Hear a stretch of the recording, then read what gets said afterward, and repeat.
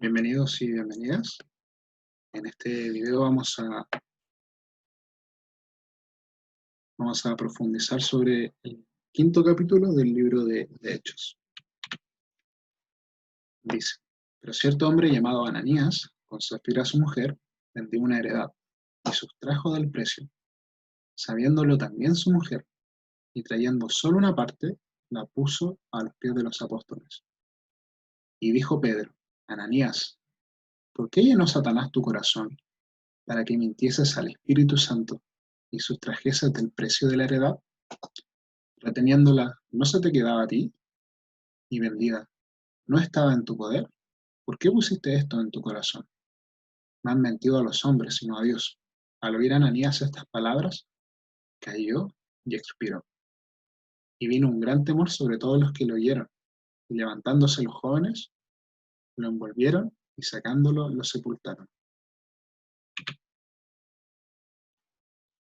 Bueno, Ananías y Zafira eran personas que estaban en la congregación. Y bueno, el versículo 1 dice, pero cierto hombre llamado Ananías, con Zafira su mujer, vendió una heredad. Y claro, como sabemos que Pedro estaba lleno del Espíritu Santo, le hace unas preguntas. Y esas preguntas simplemente descubre la obra de Satanás. Las preguntas eran, ¿por qué llenó Satanás tu corazón para que mintieses al Espíritu Santo y sustrajeses del precio de la heredad?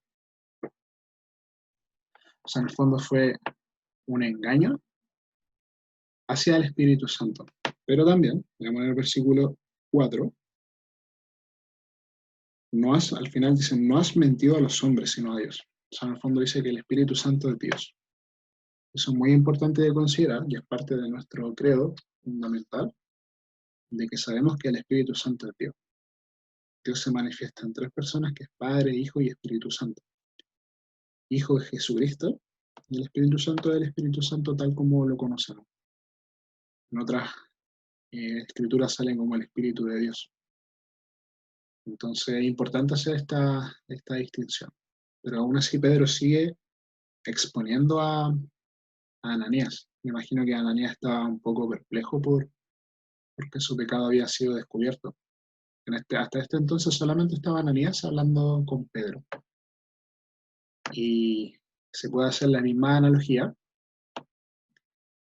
que podemos ver en Génesis 3:1, que Dios creó todo perfecto, había hecho su obra en los 7 días, y estaba Adán y Eva juntos en el Edén. Y claro, entró Satanás y quiso destruir la obra, y la afectó lamentablemente.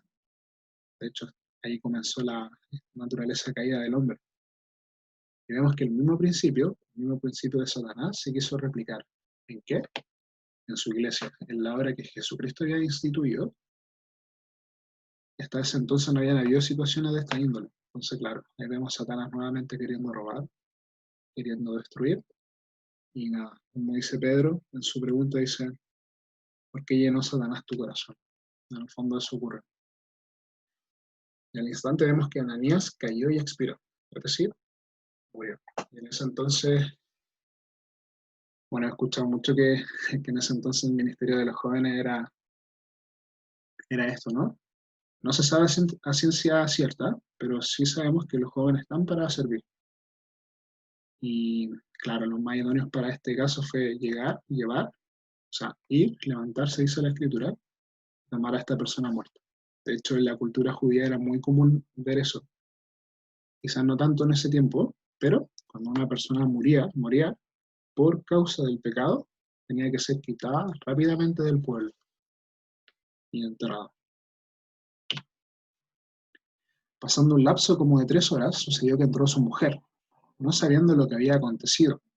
Entonces Pedro le dijo, dime, ¿vendisteis en tanto la heredad?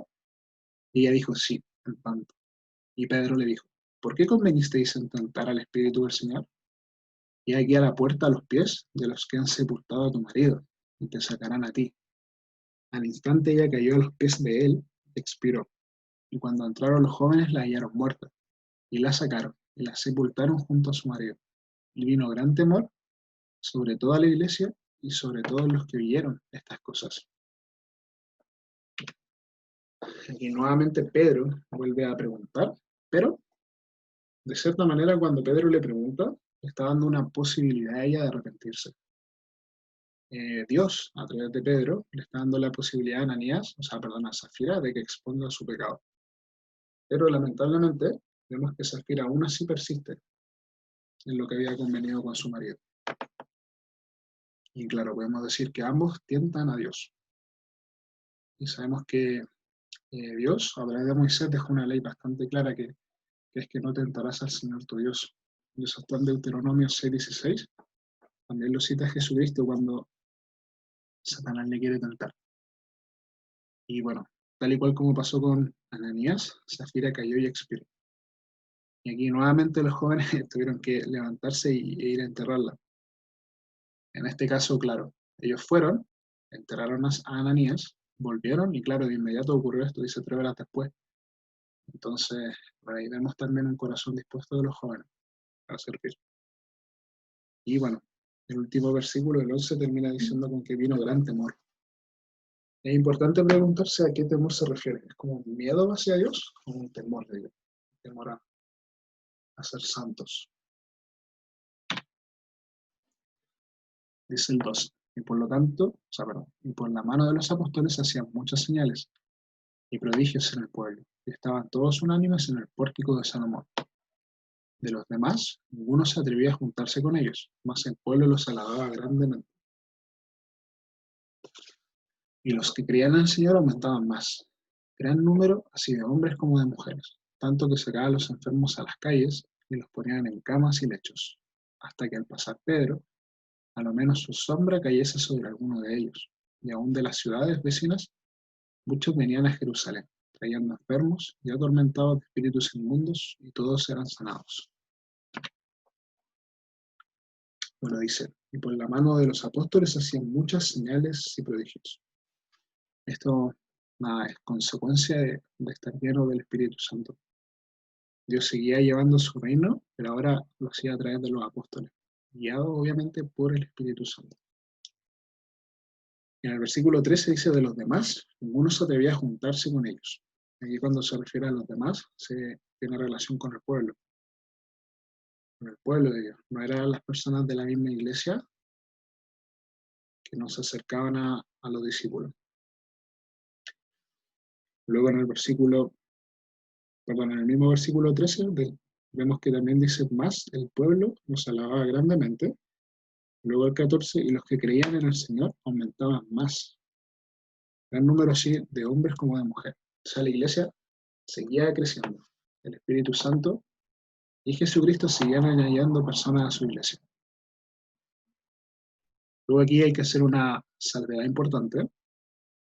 La palabra decía, en el versículo 15 dice tanto que sacaba a los enfermos a las calles y los ponían en camas y lechos para que al pasar Pedro, a lo menos su sombra cayese sobre alguno de ellos. Aquí es importante notar que no es que se sanen por la sombra de Pedro. Eso es muy importante. De hecho, aquí tenemos un ejemplo en Marcos 6:56, que tiene que ver con la mujer del flujo de sangre que toca su manto. No por el hecho de tocar el manto la fue sanada, sino que tanto en este caso como con la mujer del manto, ambos fueron sanados por la fe. O sea, las personas eran sanadas por la fe. No existe, no existe eso de que por una sombra o por un manto sean sanados, sino que es por fe. ¿Fe en quién? En Jesucristo, como también lo hemos visto anteriormente. Y claro, también hace la salvedad, la escritura, en el versículo 16, dice, y aún de las ciudades vecinas muchos venían a Jerusalén. Y aquí, claro, vemos que el reino se extiende fuera de Jerusalén. Y eso se traduce en que personas creían en Cristo y se iban a sus ciudades natales. Y eso, en los capítulos más adelante, se traduce en nuevas iglesias. Que eso ya lo vamos a ir viendo. Dice, entonces, levantándose el sumo sacerdote y todos los que estaban con él, esto es, la secta de los saduceos, se llenaron de celos y echaron mano a los apóstoles y los pusieron en la cárcel pública. Mas un ángel del Señor, abriendo de noche las puertas de la cárcel y sacándolos, dijo, id, y puestos en pie en el templo, anunciaba al pueblo todas las palabras de esta vida.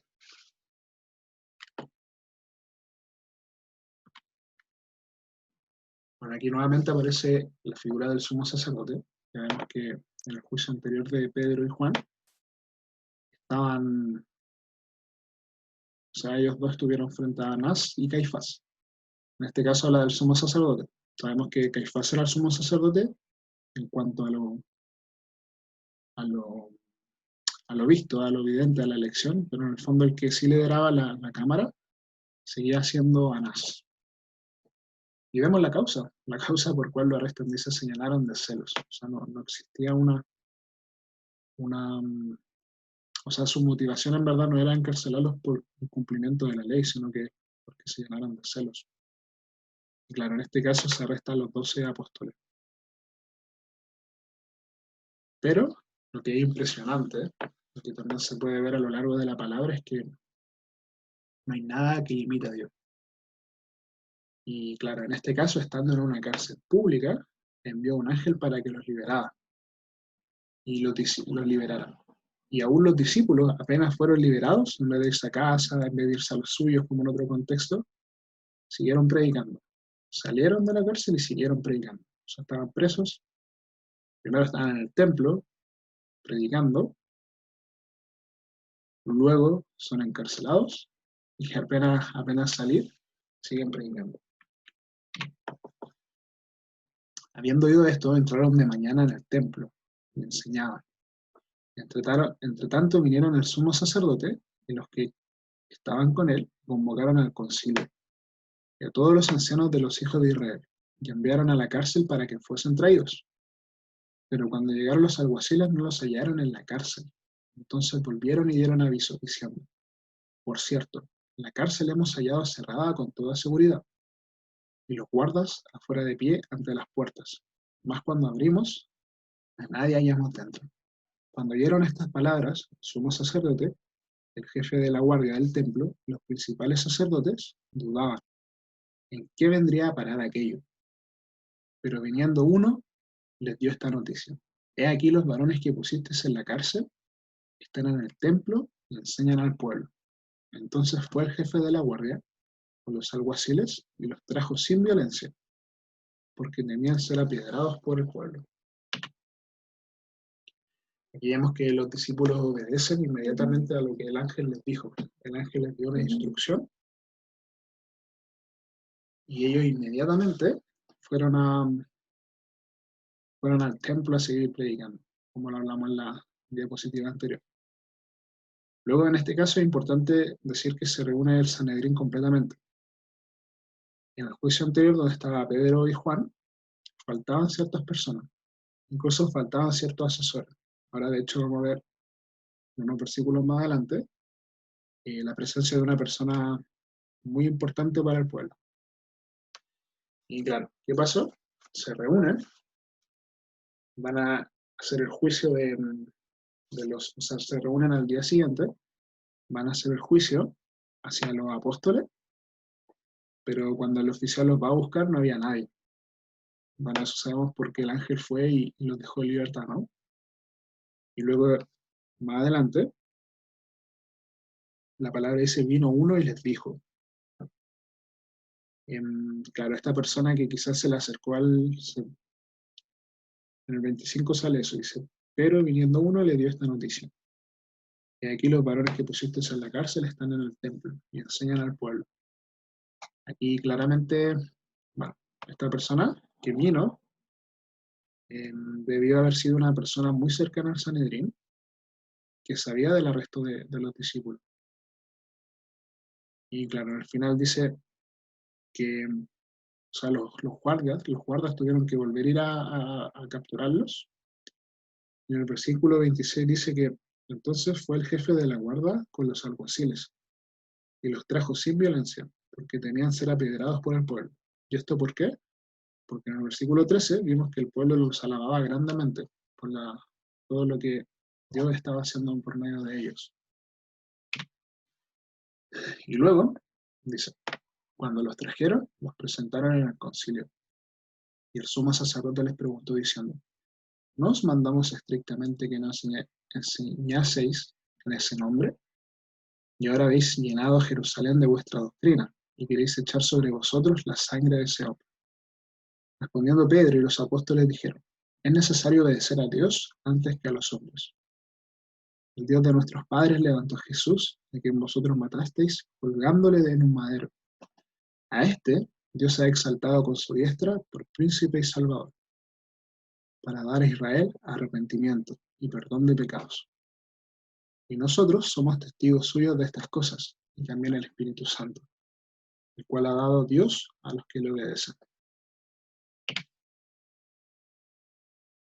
Aquí podemos ver en claridad la promesa que les dejó Jesús en Mateo 10, 19 al 20. Si lo pueden ver sería ideal. Básicamente dice que el Espíritu Santo pondrá palabra en nuestra boca cuando nos encontremos en un juicio. Y aquí pasó con Pedro y con los apóstoles. Y claro, en este caso, en el juicio anterior que se le hizo a Pedro y Juan, no había una causa por la cual incriminarlos, pero en este caso sí la había, que era desobediencia a las autoridades. Y también por injuria, que son muy entre comillas, de culpar al Sanedrín de la sangre de Jesús. Porque muy entre comillas, porque en verdad sí fue así. Ellos mataron a Jesús y en este caso sí había una causa para acusarlos. Y una salvedad que es importante es que el sumo sacerdote nunca hasta ahora se ha referido a Jesús como a Jesús, sino que habla de este hombre. Quizá en una señal despectiva o para desmerecer el hecho de que Pedro siempre resalta el nombre de Jesucristo. Luego dice, Pedro responde a la acusación. Claro, aquí dice, lo mencionamos anteriormente, Pedro le responde, dice, es necesario obedecer a Dios antes que a los hombres. Ahí obedece claramente la acusación de desobediencia que se le está haciendo. Y luego dice, a este Dios ha exaltado con su diestra, por príncipe, perdón, el 30, dice, el Dios de nuestros padres levantó a Jesús, a quien vosotros matasteis, colgándole en el madero. Y vuelvo a decirle en sus caras que la sangre de Jesucristo está sobre la mano del Sanedrín. Luego leía el 31 y dice, a este Dios ha exaltado con su diestra por príncipe y salvador, para dar a Israel arrepentimiento y perdón de pecados. Aquí vemos que Pedro presenta a Jesús como un salvador. Y al parecer viene siendo la primera escritura en donde se presenta a Jesucristo como el único salvador que tiene la humanidad, que tiene el hombre.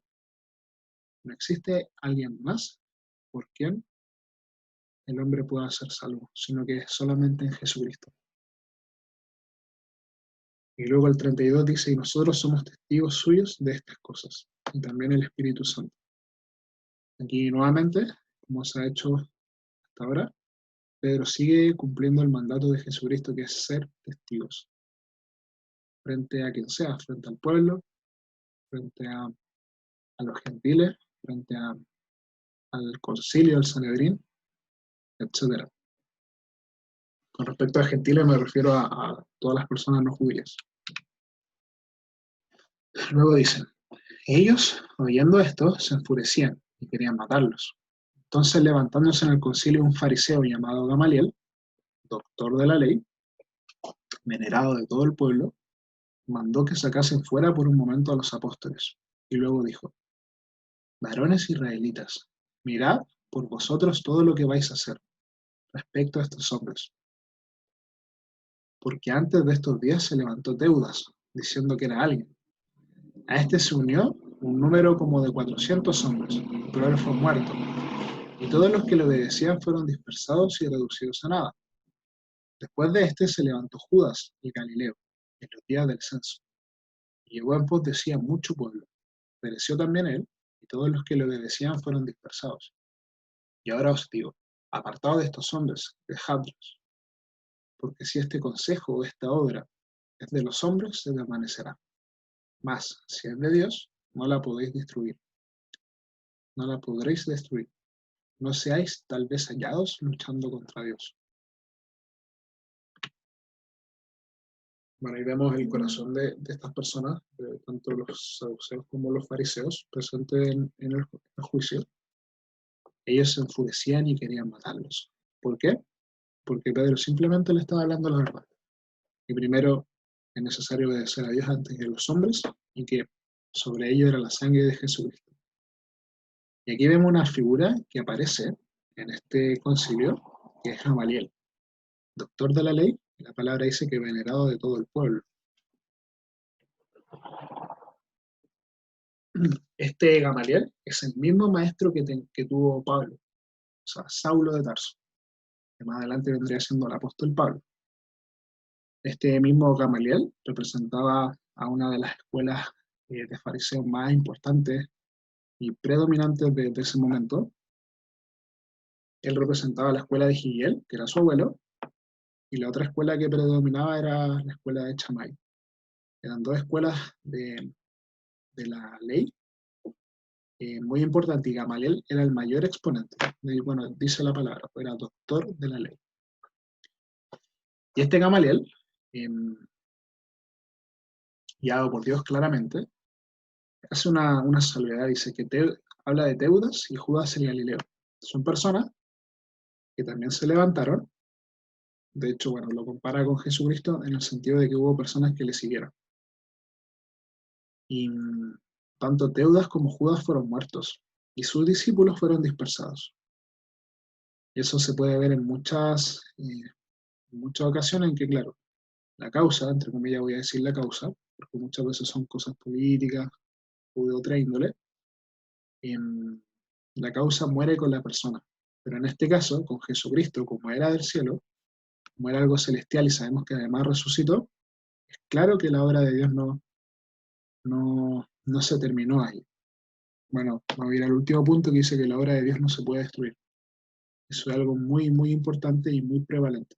De hecho, ver toda la persecución que ha sufrido el cristianismo, que a pesar de eso se sigue levantando y su reino se sigue expandiendo.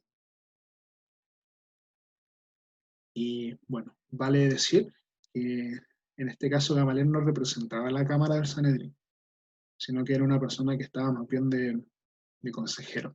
Por eso dice, así que en este caso les sugiero.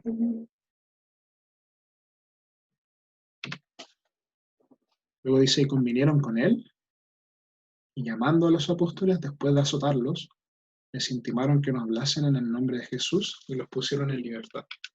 Y ellos salieron de la presencia del concilio, gozosos de haber sido tenidos por dignos de padecer afrenta por causa del nombre.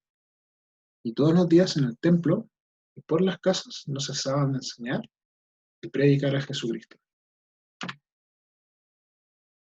Bueno, vemos que en estos últimos versículos, luego de que aceptaron lo que decía Gamaliel, vemos que antes de soltarlos fueron azotados. Y sabemos que, bueno, esta es una ley que se instituyó en Deuteronomio 25, del 2 al 3, y básicamente uno, cuando se enfrentaba a un juicio, las personas a cargo de ese juicio solo podían azotar a la persona cuando era hallada culpable. Y claro, sabemos en este caso que no tenía nada, salvo la desobediencia, muy entre comillas, porque Pedro lo aclara, de que es más importante obedecer a Dios antes que a los hombres, pero sin eso no tenía ninguna razón para azotarlo, y aún así le azotaron. En el fondo era como una amenaza para que dejasen de seguir hablando. Pero, queriendo el efecto de intimidarlo, de hacer que se entristeciera, causó el efecto contrario, que dice que los apóstoles salen gozosos. En el fondo tienen gozo de padecer afrenta por causa de su nombre. Aparece en el versículo 41, dice, y ellos salieron de la presencia del concilio gozosos de haber sido tenidos por dignos de padecer afrenta por causa del nombre. También podemos ver otra referencia como Mateo 5:12 y Primera de Pedro 4:13. Y Pedro habla claramente de que ser partícipe de su reino a veces va a traer estas situaciones, pero en ese momento hay que gozarse. Y en Mateo 5:12 tiene que ver con el gozo que tienen las personas que van a predicar en su nombre y vuelven gozosos porque mataban demonios. Y claro, Jesucristo le alienta a que no se gocen por eso, sino que porque sus nombres están escritos en el reino de los cielos. Y bueno, el 42 termina, y todos los días en el templo y por las casas no cesaban de enseñar y predicar a Jesús. O sea, día a día los apóstoles seguían predicando, seguían enseñando, estaban en el templo, estaban en las casas de los nuevos creyentes, y así se seguía multiplicando el reino. Bueno, eso ha sido todo sobre este capítulo. Para el próximo video es necesario leer Hechos 6, y vuelvo a repetir la necesidad de orar para que Dios nos siga revelando su palabra. Hasta pronto.